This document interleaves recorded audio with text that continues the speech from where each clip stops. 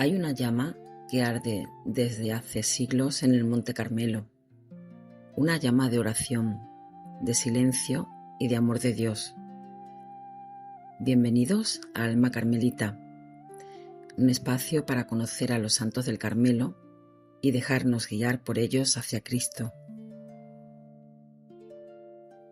Hay lugares que parecen guardar el eco de la voz de Dios, lugares donde el silencio habla, donde el viento parece llevar consigo una oración antigua y donde el corazón comprende que el Señor sigue pasando. Uno de esos lugares es el Monte Carmelo. Allí, frente a la inmensidad del mar Mediterráneo, comenzó una historia que atraviesa los siglos, una historia de hombres y mujeres enamorados de Dios, que hicieron del silencio, de la oración y de la contemplación el centro de su vida. Antes de Santa Teresa de Jesús, antes de San Juan de la Cruz, antes de Santa Teresita del Niño Jesús o de Santa Teresa Benedicta de la Cruz, hubo un hombre, un profeta de fuego, un hombre que defendió la fe cuando parecía apagarse, que aprendió a descubrir a Dios no en el terremoto ni en el fuego, sino en el susurro de una brisa suave. Ese hombre fue San Elías. La tradición del Carmelo lo reconoce como su padre espiritual, como el gran contemplativo que enseñó a buscar el rostro del Dios vivo.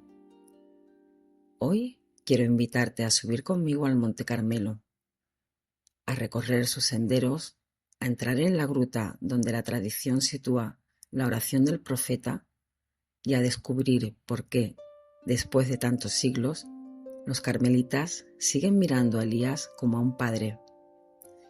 Comencemos nuestro camino.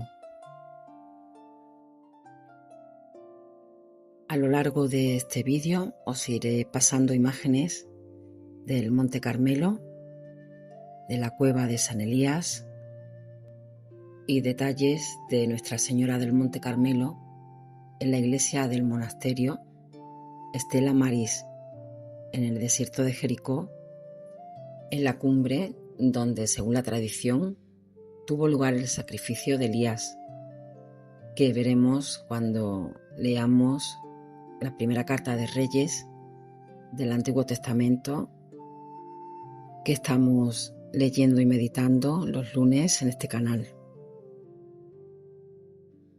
Carmelo, palabra que resuena en la historia como una campana. Evoca acontecimientos grandiosos, trae a la memoria hazañas proféticas y hechos extraordinarios de hombres escogidos. Montaña de los profetas, donde Elías, el igneo, se enfrentó a los sacerdotes de Baal y los mató en el torrente Quisón.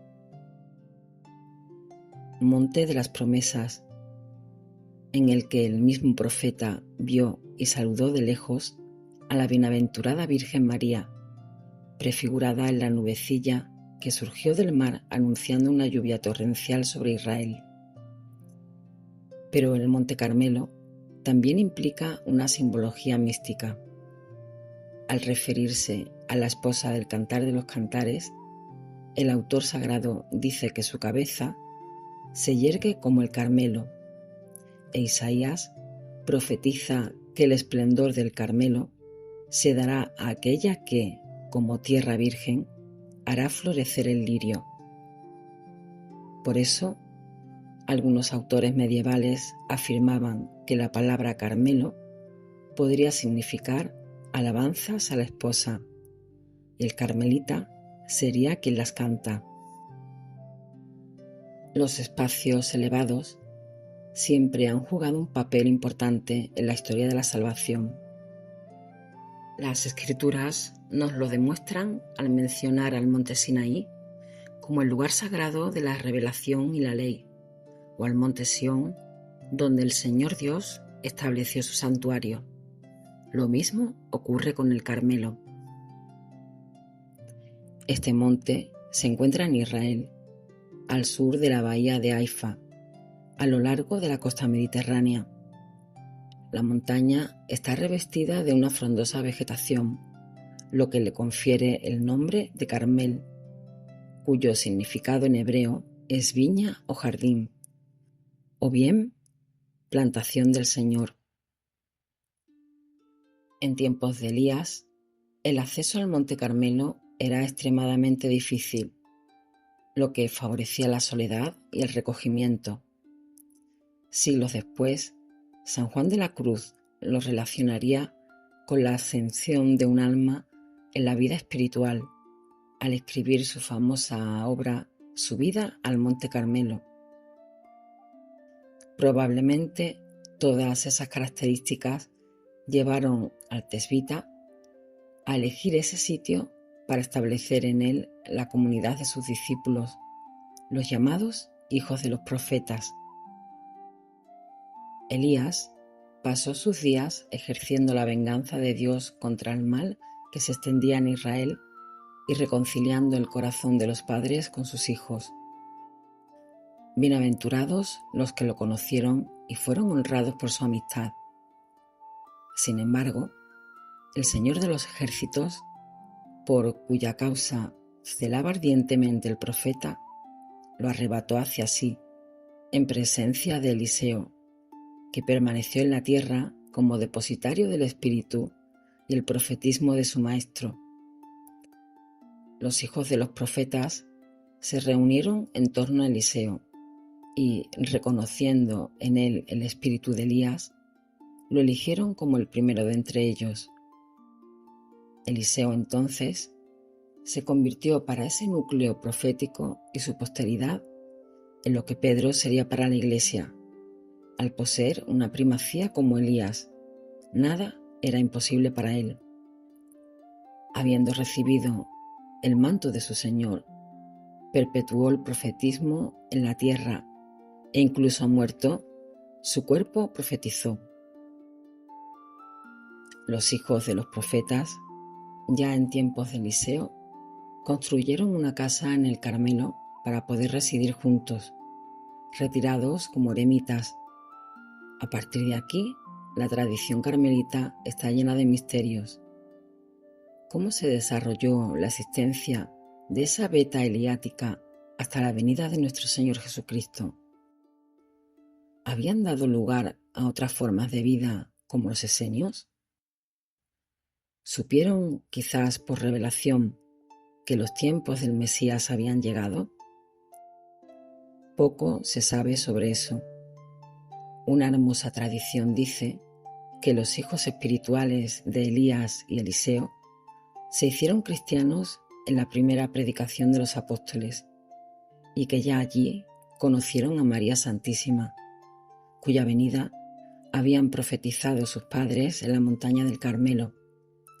Por eso regresaron con más fervor al Monte Santo y edificaron una capilla a Nuestra Señora en el mismo lugar donde Elías había divisado la nubecilla. Este hecho les confirió el título de hermanos de la Santísima Virgen María del Monte Carmelo.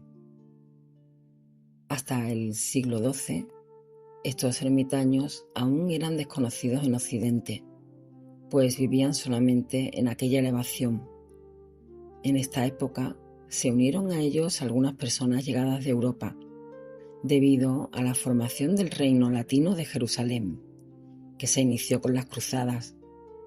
Fue entonces cuando San Bertoldo de Calabria fue elegido primer prior general de los carmelitas, por mandato del legado pontificio Aymeric Malafaida, y los solitarios del Carmelo comenzaron a adquirir las costumbres conventuales ya vividas en Occidente. No obstante, en la Europa medieval surgía un nuevo modo de vida religiosa: las órdenes mendicantes. Los frailes franciscanos y dominicos atraían vocaciones de todas partes. Al mismo tiempo, en Oriente, las invasiones sarracenas amenazaban la vida de los cristianos y los ermitaños del Carmelo se vieron obligados a abandonar aquel lugar sagrado, cuna del profetismo y de su vocación. La providencia, sin embargo, tenía un designio al permitir tales vicisitudes: expandir el Carmelo por todo Occidente. Así pues, en 1238 llegaban los primeros monjes carmelitas a Sicilia, Chipre y España. Con todo, tal era el número de religiosos mendicantes en aquellos lugares que a menudo ocurría la siguiente escena. Para cumplir el ideario evangélico, 2 frailes recorrían las casas pidiendo limosna o alimentos, y siempre eran atendidos generosamente. Sin embargo, comenzaron a aparecer unos hábitos distintos que provocaban cierta irrisión. Una túnica marrón, con cordón a la cintura, y una capa con barras, es decir, blanca con rayas beige o marrón. Cuando se les preguntaba a qué orden pertenecían o quién era su fundador, los monjes respondían, de acuerdo con la regla, que eran los sucesores de Elías y Eliseo y que procedían del Monte Carmelo. Así empezaba la epopeya carmelitana en el cristianismo occidental. Las costumbres europeas les obligaron a cambiar la capa con barras por una blanca, como se mantiene hasta hoy, pero la Santísima Virgen aún deseaba confirmar la predilección que tenía por sus hijos del Carmelo.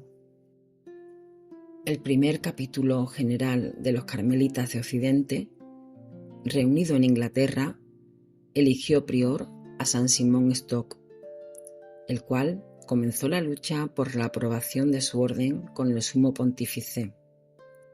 En la noche del 15 al 16 de julio de 1251, Nuestra Señora se le apareció al santo y le entregó, como signo de su elección, el escapulario, diciéndole: «El que muera con él no padecerá el fuego eterno». A partir de entonces, esta vestimenta mariana sería el distintivo principal del carmelita. Así como Elías entregó su manto a Eliseo, un gesto que simboliza no solo el discipulado, sino también que el discípulo es propiedad del Maestro, así también la Santísima Virgen dejaba consignado para siempre que aquel que usa su escapulario es de su propiedad, y les confirmaba una vez más a los miembros de la Orden del Carmen, quienes por ella habían vivido en la esperanza desde los días del profeta Elías, la habían amado incluso antes de su nacimiento, y junto a la fuente del Monte Carmelo, cantando sus alabanzas para anunciar su llegada, que le pertenecían a ella, que eran sus discípulos y sus profetas. ¿Dónde encontrar a Elías? Nuestro Señor Jesucristo vino a cumplir la ley y los profetas, siendo Él mismo la ley y la profecía realizadas. Sus palabras, no obstante, también están envueltas en los misterios del profetismo. La transfiguración acababa de suceder. Atónitos, los apóstoles Pedro, Santiago y Juan habían contemplado a Moisés y a Elías rodeados de gloria, conversando con el Maestro. Los discípulos, reunidos a su alrededor, oyeron entonces estas sublimes palabras: Elías vendrá y lo renovará todo. En efecto, el espíritu de Elías alentó a muchas almas a lo largo de la historia de la Iglesia, y las manifestaciones de su profetismo relucieron con matices siempre nuevos en sus hijos espirituales. El Bautista ya había causado asombro en Israel, señalado por el propio Redentor como un nuevo Elías. ¿Y cómo no entreverlo? Ya durante la era de la Nueva Ley, en los arrebatos místicos de San Juan de la Cruz o en las inflamadas profecías del beato Francisco Palau. La humanidad discernió la gloria del Tesbita en la gesta incomparable de San Simón Stock, en las heroicas gestas militares de San Numo Álvarez Pereira y en la milagrosa protección de Ana de San Bartolomé, enfrentándose a los herejes calvinistas. Del elevadísimo grado de unión de Elías con Dios, brotaron innumerables gracias para la orden. Sin duda, místicas como Santa Teresa, Margarita Redi, Santa Margarita Magdalena de Pazzi y Santa Isabel de la Trinidad son sólo destellos de aquel mismo profetismo eliático que en lo alto del Horeb declaró con ardor: «Me consume el celo por el Señor, Dios de los ejércitos». Finalmente, la sangre de Elías también regó copiosamente la historia, haciendo florecer innumerables mártires para la gloria de los cielos. ¿Cuántos frutos se puede esperar aún de un espíritu que engendró desde la gran Santa Teresa hasta la Virgen Guerrera de Lisieux, Santa Teresita del Niño Jesús? Sin embargo, todavía resuena en los corazones que arden de esperanza por la gloria de Dios la profecía del Señor: Elías tiene que venir. ¿Habrá llegado ya el Elías profetizado por el Divino Maestro? ¿Está cerca el momento en que se restablecerá el orden en el mundo y en la sociedad? ¿No será que, como afirma San Pablo, ha quedado un resto elegido por gracia, que no ha doblado la rodilla ante Baal, una pequeña nube, prenuncio del advenimiento de María sobre la tierra? Subamos, pues, a la montaña sagrada del Carmelo. Busquemos en el horizonte los signos del regreso del profeta Elías. Ciertamente lo encontraremos.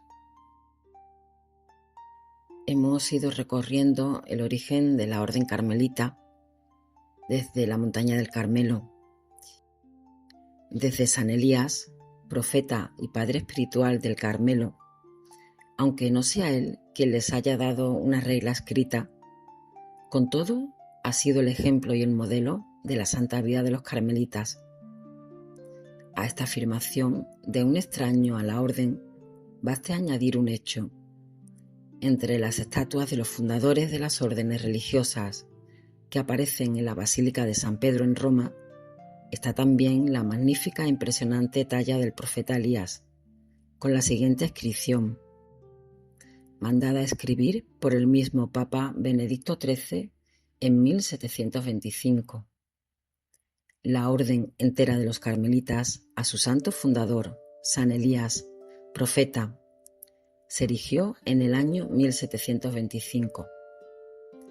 El entonces procurador general de la orden, Eliseo Monsignani, lleno de alegría, cursó a los provinciales esta comunicación: ha llegado el tiempo en que, aun cuando los carmelitas callen, las piedras y los mármoles hablarán y dirán que el profeta Elías es el padre y fundador de los carmelitas.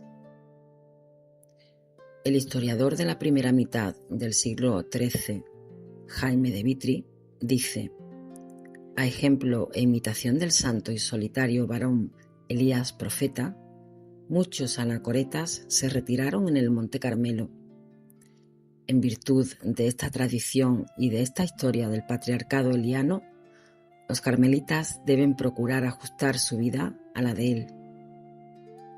Fue este el testamento que, según la tradición, dejó San Brocardo, superior general del Carmelo, a los moradores de aquella santa montaña antes de expirar: ajustad vuestra vida a la vida ejemplar de la bienaventurada Virgen María y de nuestro fundador, el santo profeta Elías. San Elías ha de ser para los carmelitas el espejo en el que a diario deben mirarse. Así lo afirma el beato Juan Soret del año 1471 en su exposición de la regla carmelita. Nosotros somos los hijos de los profetas, no según la carne, sino por la imitación de sus obras. El Redentor decía a los judíos que se gloriaban de proceder del patriarca Abraham: haced las obras de Abraham. Así hoy se debe decir a los carmelitas: haced las obras de Elías. En el corazón del Carmelo arde un fuego antiguo, un fuego que no se apaga. Es el celo ardiente del profeta Elías, padre espiritual de los carmelitas, hombre de Dios, centinela del silencio y la fidelidad. El Carmelo nace en la tierra que lleva su nombre, el monte donde Elías oró, luchó, escuchó y se dejó transformar. En él se entrelazan la pasión por Dios y el compromiso con su pueblo. No es solo un personaje del pasado. Elías es un principio, un manantial que sigue dando agua fresca a todos los que buscan al Dios vivo. Un hombre de fuego y de silencio. Elías es conocido por su fuerza profética. Desafía a los poderosos, defiende la alianza, denuncia la injusticia. Pero el Elías que inspira al Carmelo no es solo el que clama a fuego desde el cielo, sino el que se deja evangelizar por la brisa suave en el Horeb.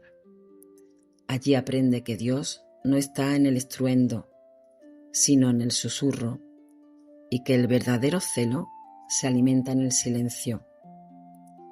Los carmelitas y todo cristiano que se abre a esta espiritualidad encuentran en Elías un modelo de vida interior, de escucha atenta, de oración perseverante, de fidelidad en medio del desierto, de pasión sin ruido por el reino de Dios. Padre de una familia espiritual. Vive el Señor en cuya presencia estoy. Esta es la frase que acompaña cada jornada de quien vive desde el espíritu del Carmelo, porque el carmelita no es ante todo un activista ni un aislado, sino un profeta en pie ante Dios, alguien que vive en su presencia para poder ser presencia de Dios en el mundo. San Elías es la raíz viva que sostiene a los hijos e hijas de Teresa de Jesús y Juan de la Cruz. Teresa lo llama nuestro Padre, y su experiencia inspira esa tensión entre la vida interior y la entrega apostólica que marca al Carmelo reformado. Elías es también el símbolo de todos aquellos que, aun en tiempos difíciles, no se rinden al desaliento, porque saben que Dios sigue actuando desde la fidelidad pequeña y escondida. Hoy como ayer, en un mundo que corre, grita y se consume, Elías nos recuerda que el fuego que permanece no es el de la violencia, sino el del amor que arde en el silencio. Su figura sigue interpelando a quienes desean vivir de cara a Dios, en una vida sencilla, orante, abierta a la palabra y entregada al servicio.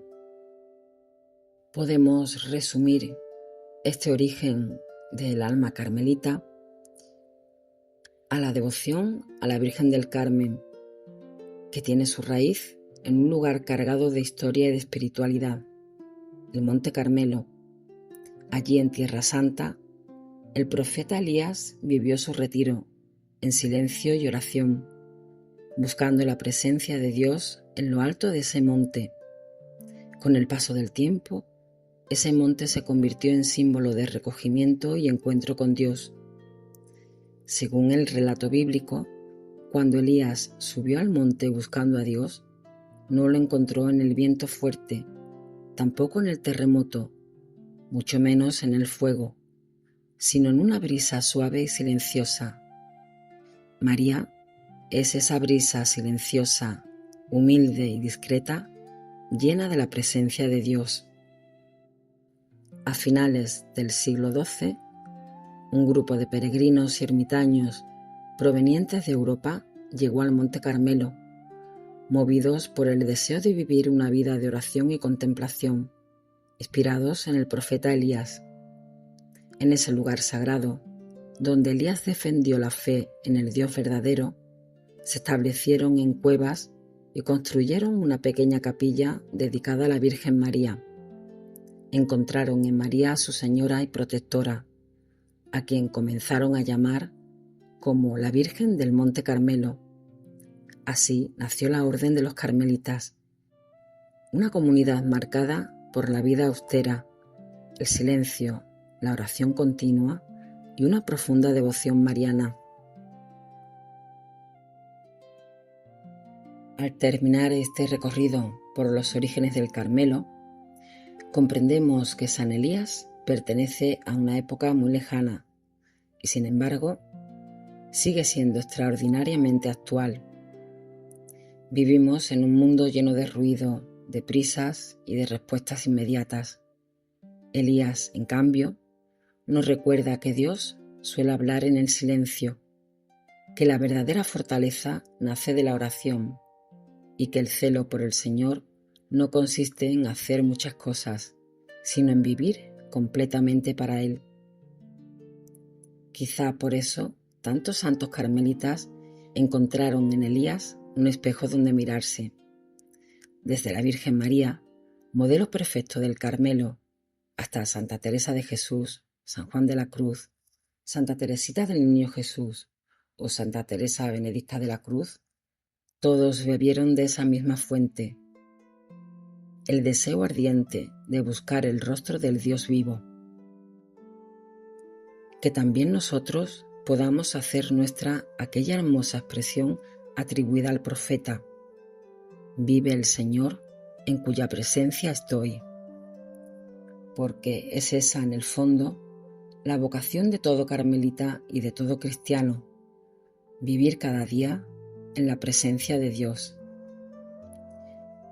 Gracias por acompañarme una vez más en este segundo episodio de Alma Carmelita. Que el espíritu de San Elías nos anime a vivir con pasión, a caminar sin miedo, a encender con nuestra vida el deseo de Dios en los demás. Que Él interceda por nosotros y nos enseñe a escuchar la voz del Señor en el silencio del corazón. San Elías, profeta del Carmelo, ruega por nosotros.